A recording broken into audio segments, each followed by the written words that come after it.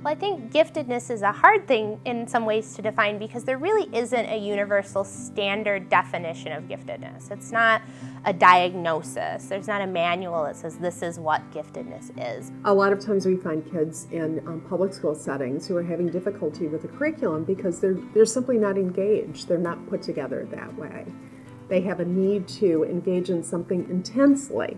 When my oldest started school, we started in, same thing, Catholic school, and we would hear, he's not tying his shoes, he is reading and doing this math and helping everyone else, but about cutting on the lines, and it really felt to us like a deficit model. We always heard about what he was not doing. So I think that giftedness and what we look at with intelligence testing in general is really about differences in thinking or cognitive differences. And so often gifted kids just tend to approach things differently than a lot of other kids will. They tend to make connections more quickly or more easily. With that intelligence, we also see differences emotionally and socially and in the way kids think and learn.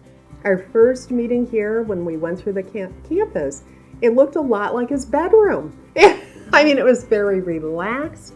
We met kids that engaged with us in a way we had not seen anywhere else. We were so impressed with the children that we met here and so impressed with the adults that we met who were working and really fostering the gifts that these children had. The kids who've struggled elsewhere, who were bored elsewhere, often really excel here because they are allowed that freedom and have the opportunity to explore and are encouraged to ask questions and really are taught to think.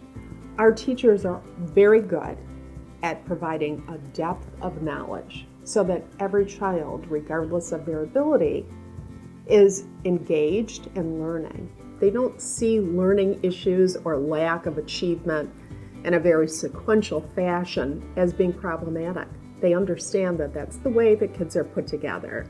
That gifted children have a unique way of learning and have different kinds of passions and intensities. I think that Roeper has a unique way of approaching teaching gifted kids. I think the teachers get that while these children are so bright, they're also just normal kids too. And I think that can be hard sometimes for parents to find that balance, to understand, well, how can you know all of this, but some of these basic things are still hard for you, and they're just normal kids.